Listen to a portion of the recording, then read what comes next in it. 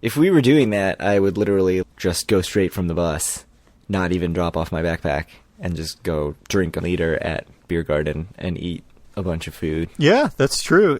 I could get there by 7, I think. I think I could definitely do that. I don't understand why it closes at 8. It should close at 9, man. Does it literally close at 8? That's what their website says. That doesn't make any sense. People don't want to be on the boardwalk at night. People are like, ooh, it's scary.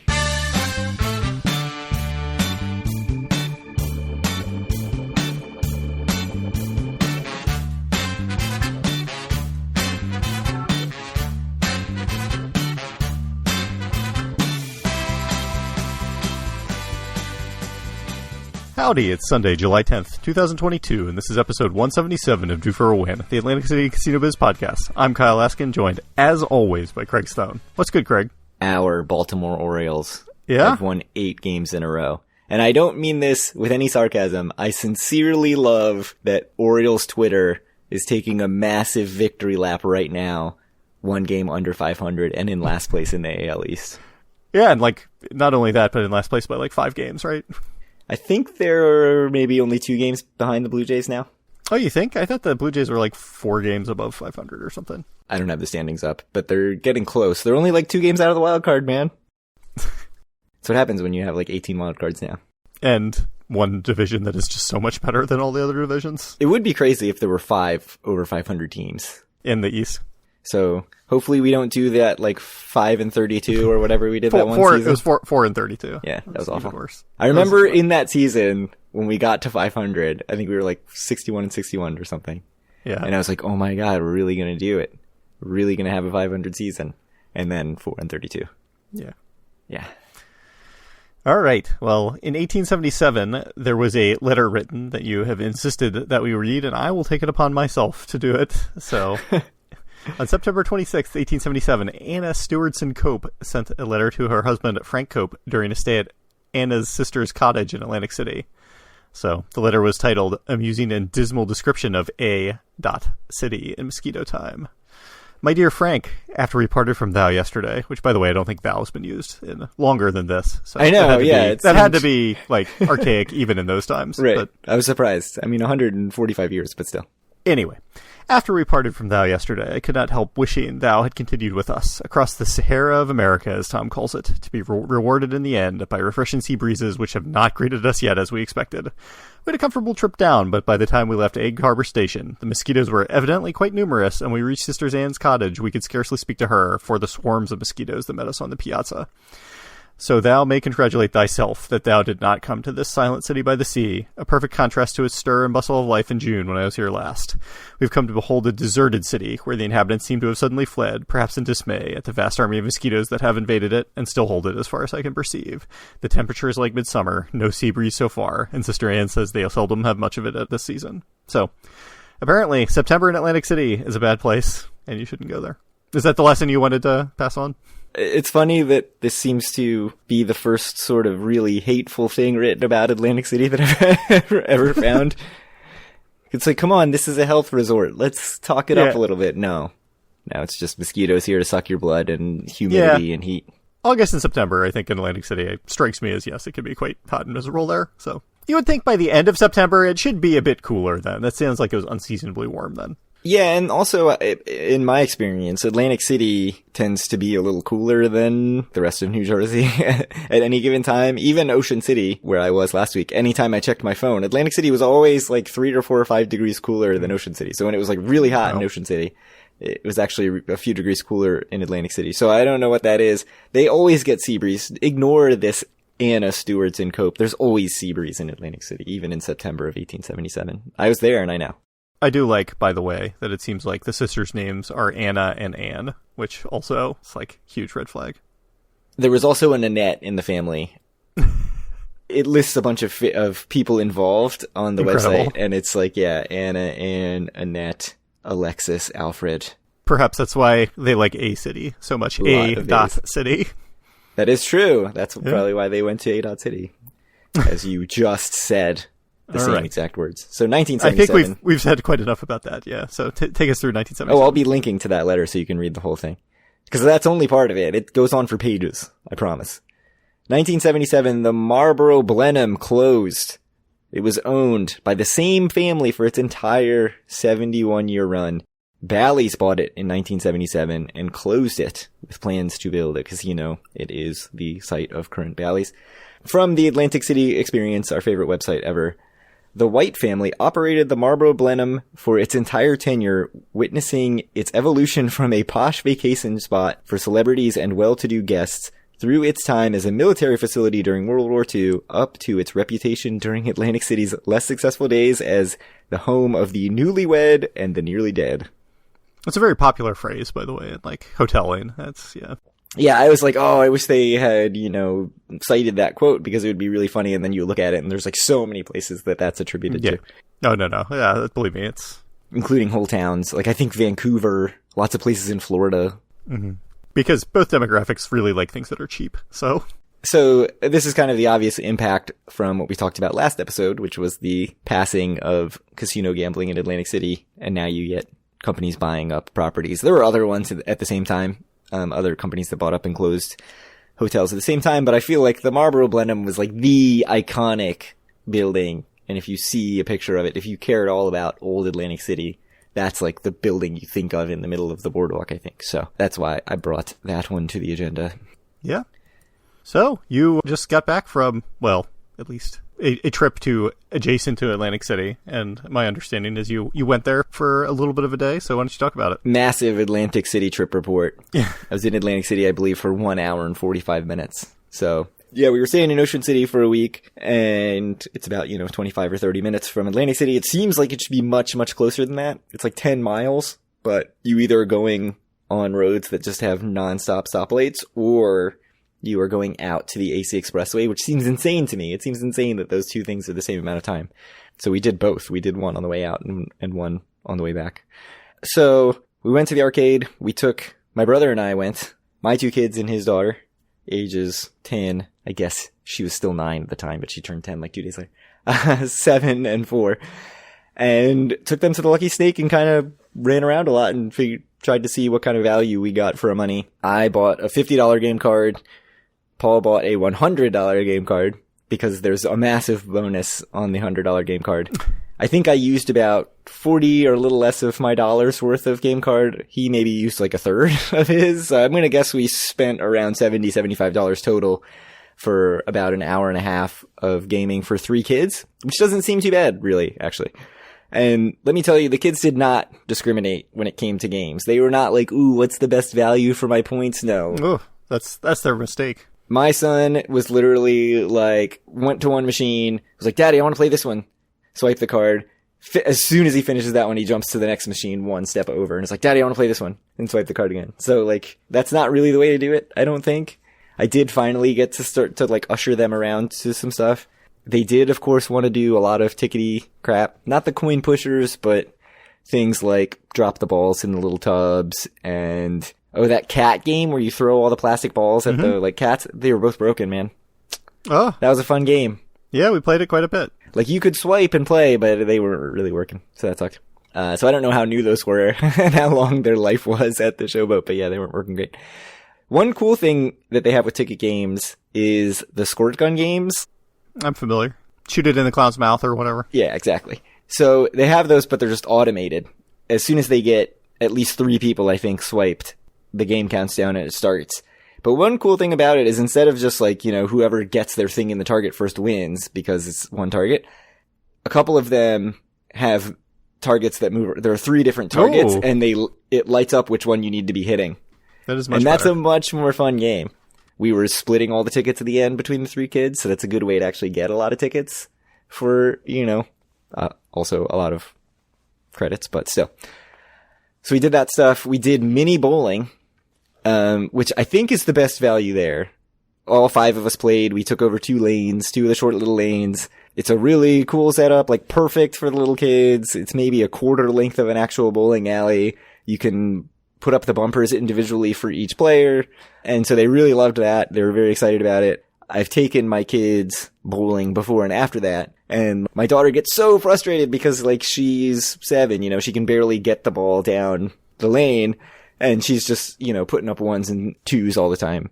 And here she can very easily get the ball down the lane. She got a strike on her very first roll. She was super excited. So that was cool. And you can also do 5-frame games instead of 10-frame games. So that we just did a 5-frame game and it was perfect. And I think that was a good time. So all right. Highly recommended. A couple of notes about the Lucky Snake. The boxing ring that's over by all the big TVs, I guess what they call a sports bar, is gone. And it's been replaced by a big climbing tower. So basically like a climbing wall, except it's 4 narrow walls in a square shape. So that, I don't think that was up and running yet, but that's a new addition. The other thing I noticed is that when we went to the prize center, there was a lot more stuff at the very low end of the prizes. So if you go with your kids and you end up with only like, 100 tickets or something, it's more like Chuck E. Cheese now, where it's like, okay, you can get a finger puppet, you can get a crappy little plastic basketball hoop, you can get a whoopee cushion. Yeah, man. It's the classics. So that was much better. Chinese finger trap, another classic low ticket prize, right? I think when we went the first time, it was like, there's nothing. Like, we had, 700 tickets or something, and it was like, there's nothing I can even get for this.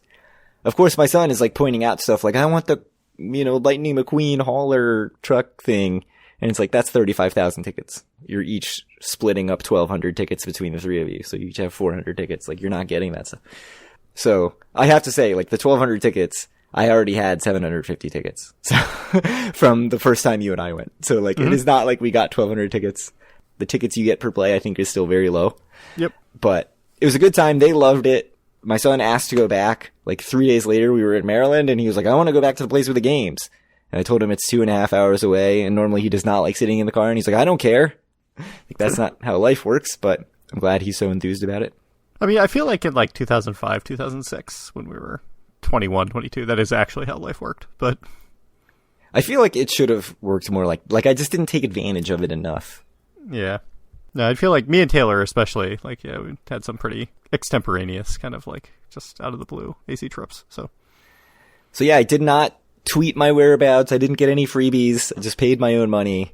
And I think we left pretty happy with how much game time and everything we got for the money that we spent. There was no option for a timed game card because that was originally our plan, was to get like a timed 1 hour cards. game card. Yeah. Yeah.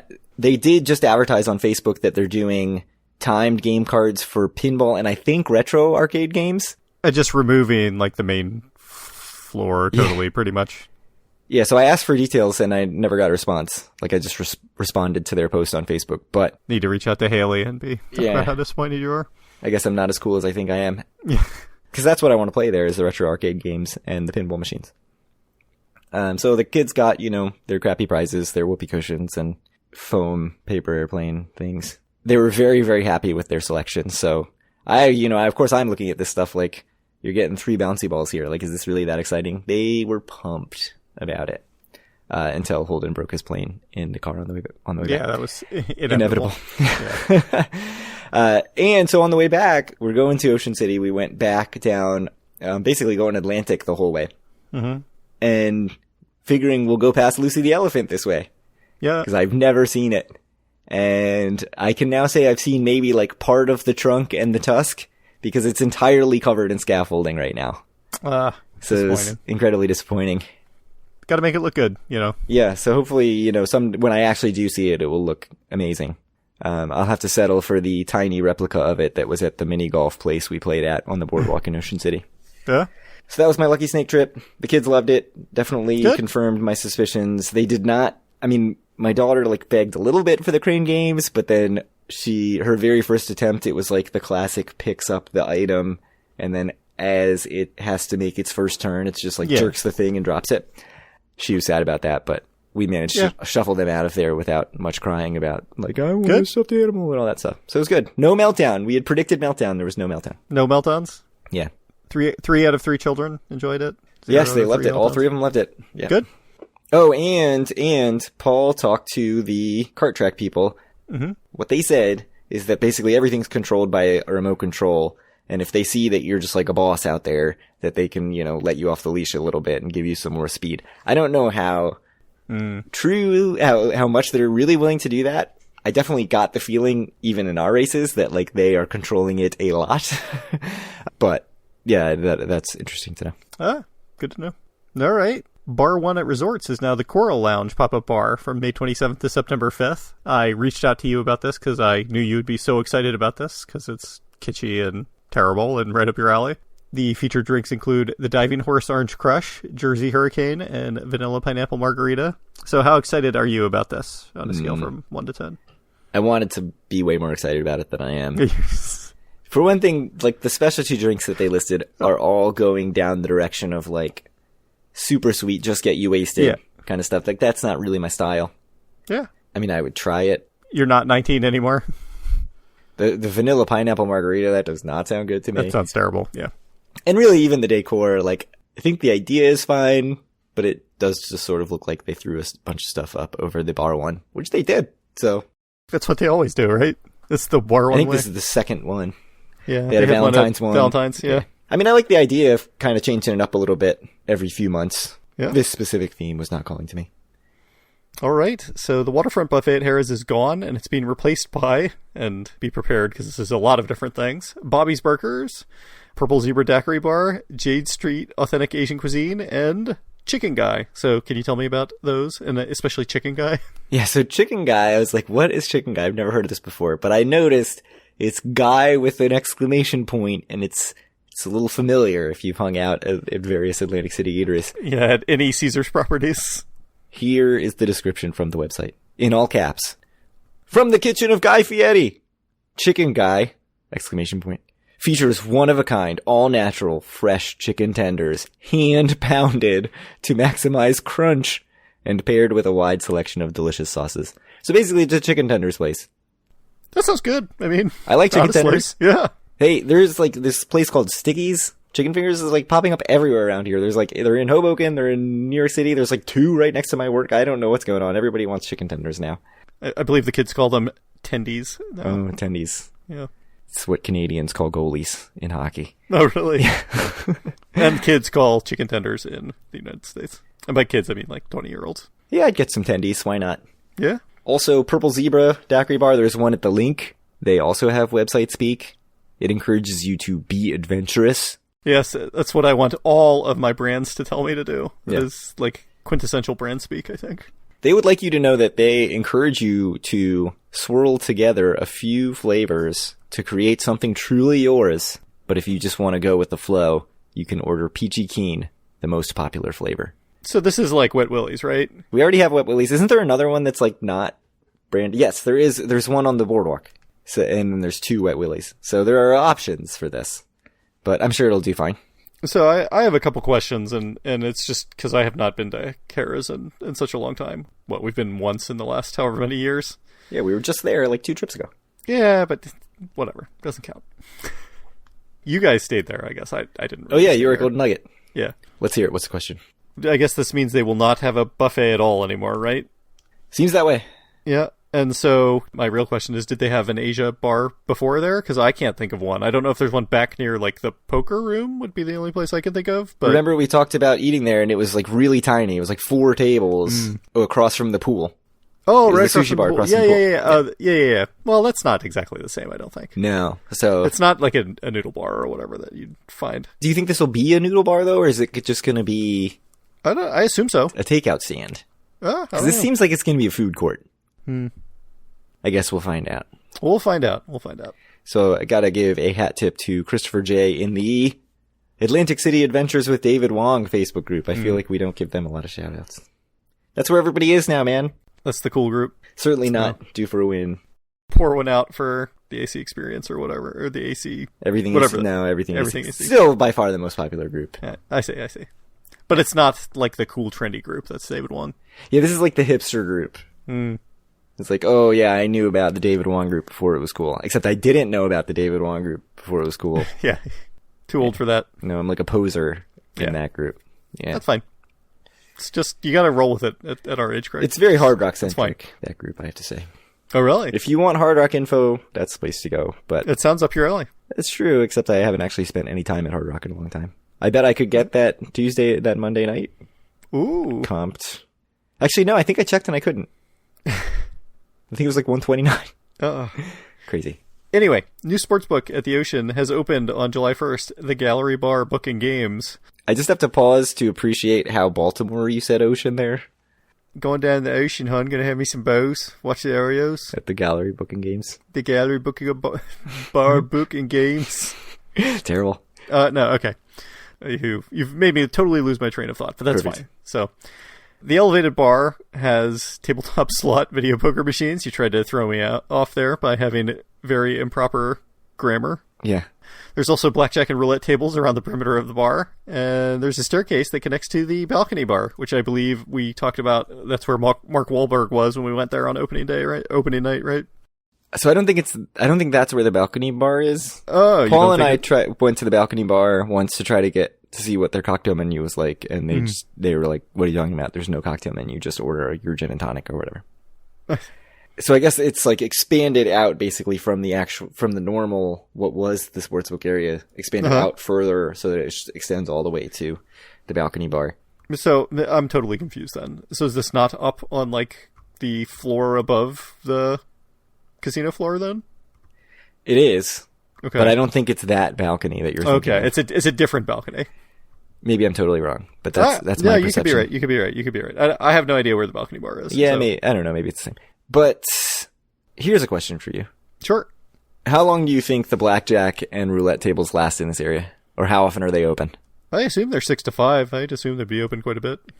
I think that the people who are going to the sports book don't want that shit.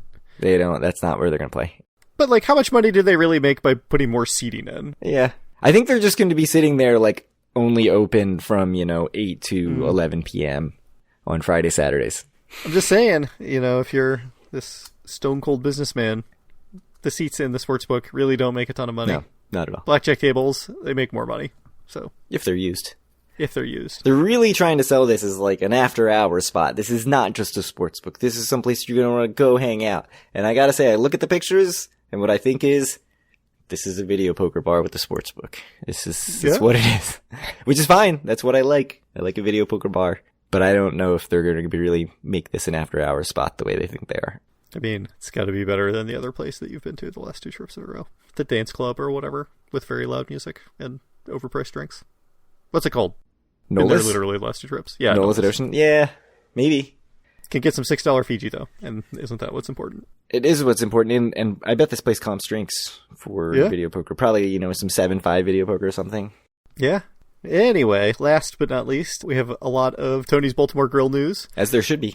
Yeah, as there should be. So there was an article by friend of the podcast, Amy S. Rosenberg, about pizza box art. So this was done by Union Hall Arts, which is a new art gallery right next to Tony's Baltimore Grill, and they have an art exhibit where the art is basically drawn on or otherwise incorporating pizza boxes from Tony's. Did you go look at the art in the pictures? I have seen some of the pictures, yes. I mean, I didn't look at it again right before this podcast, but I believe I looked at the article a week ago or whenever it came out. There's one that the guy cut up the pizza box and turned it into a whale. That looked really cool. Somebody painted a scene on a pizza box that looks very Tony's Baltimore Grill, very accurate. So the art looks very cool. This Union Hall Arts, their website actually describes it as in the Tony's Baltimore Grill complex, which I didn't realize that was a complex, but it's like in the same building as Tony's Baltimore Grill. Mm-hmm. The art is very cool. I thought it looked cool. You can buy it. I guess that's what an art exhibit normally is.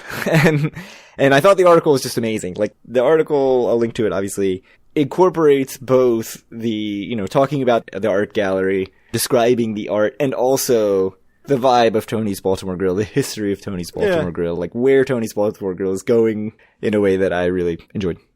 I have to say, like, in general, there's a lot of people, I think, in and around the Atlantic City media that have a huge boner, basically, for Tony's Baltimore Grill right now, the new management and stuff. So I get a lot of stuff on my feed, kind of linked to them all the time about various Instagram posts they've made about all sorts of stuff, whether it be kind of the history of Tony Baltimore Grill and like trying to get back to it, or just like other problems in Atlantic City and stuff.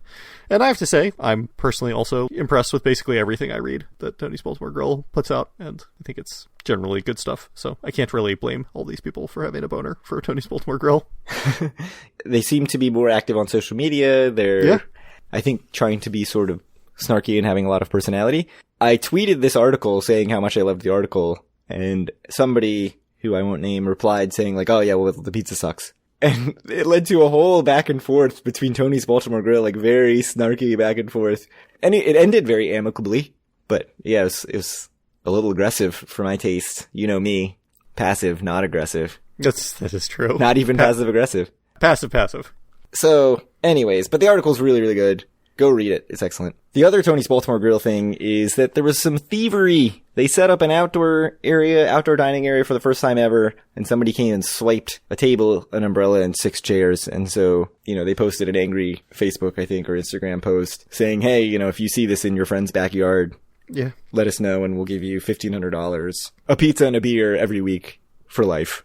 That's the latest. So, keep your eye out. Yeah.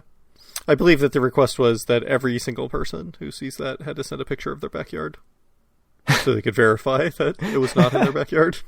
Yes. Yeah, it makes sense. Perfectly reasonable. So I think that's that. That's the Tony's Baltimore Grill news. Anything else? I don't think that's it. Are we going to XE next week? I don't know. What do you think? You're the odds maker. We wouldn't even have an episode before then. It'll just be a surprise trip report. What do you think, 50-50? I think it's less than 50-50. Oh, I'm not super optimistic, but we'll find out. You're so disappointed. Are you just like, if I get the go-ahead, are you just in? No. I have to get approvals as well. Work won't be a problem at all. I'm 100% confident I could take off Tuesday there, but it'd be a big upset if somehow I couldn't go that day. Yeah, usually it's like the work is almost no barrier, but personal stuff is much more a barrier. And this is a situation where I actually think work would be more of the barrier than personal stuff. So I would have to find out. Maybe the next episode will be a trip report, but I guess it sounds like you shouldn't hold your breath. No, I would not. You shouldn't hold your breath anyway, because we go 2 weeks between episodes. But these are the dad jokes. Yeah, good.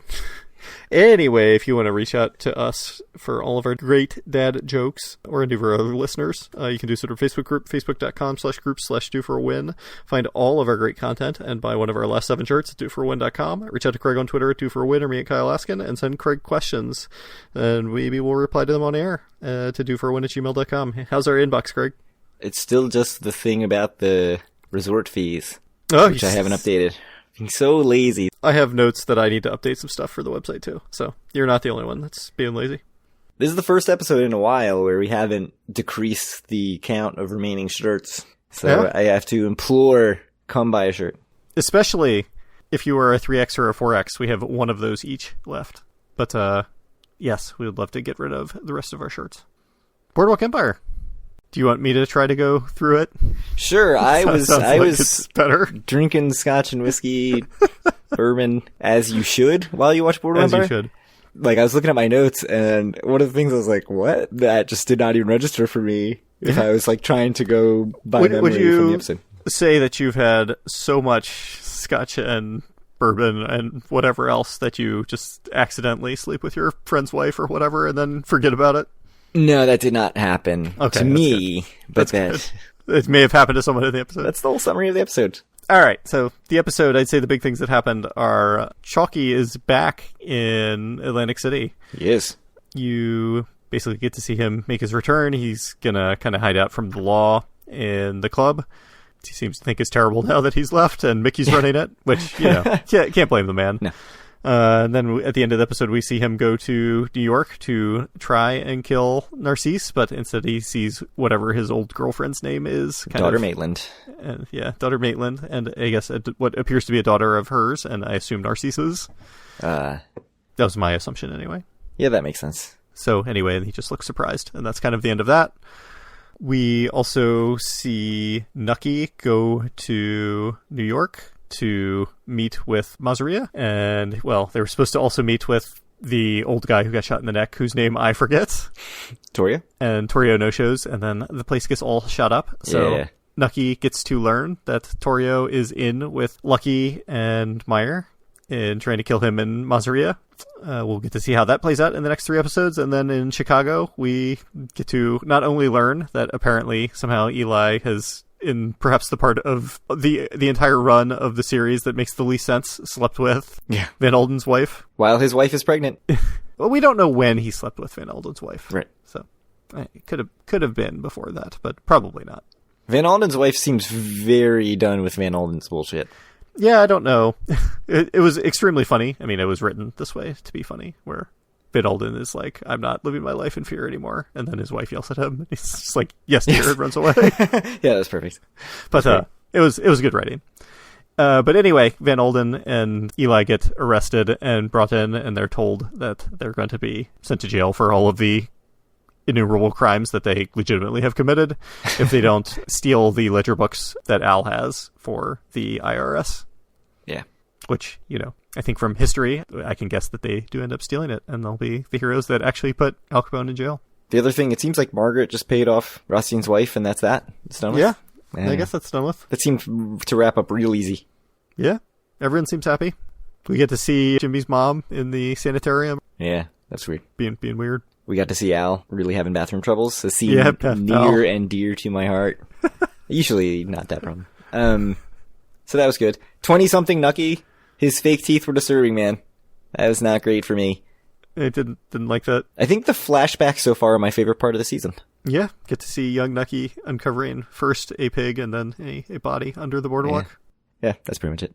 I still am constantly surprised, like, how much stuff is coming up that feels like it needs to be resolved. And we keep pushing towards the end. There's only 3. We've got a lot of stuff to get through in 3 episodes. Do you know if the last episode is like a double episode or something, or is it actually an hour? I don't know. Because I know they'll do that stuff a lot, where it's basically like a feature-length movie or whatever. It's terrible. I hate when that happens. I don't want a 2-hour episode, but we'll see what we get. Yeah, anything else? I don't think so. I have one other note. All right. My brother went to Maryland Live, mm-hmm. and I jokingly asked if they had Wonder Woman machines. Wonder Woman! And he sent me a picture of a whole bank of Wonder Woman machines, but they're different Wonder Woman machines. You should have gone. Now I have to go to Maryland Live. I thought you were going to reach out to me, and we were going to go to the casino while you were down here, and it did not happen. No, it was chaos when I was down there. Very disappointed. Just a lot. It's like, we went to a Bay Sox game. Your life seems like chaos, honestly. It's a lot going on. 2 kids, it's a lot. You have 2 kids? I have 2 kids. My life is much, much more calm than yours, I think. All right. Thank you all for listening, and we will talk to you in a couple weeks. And hopefully, if Craig gets his act together for once in his life, we'll have a trip report. I wouldn't, I was going to say I wouldn't hold my breath, but we already had this conversation.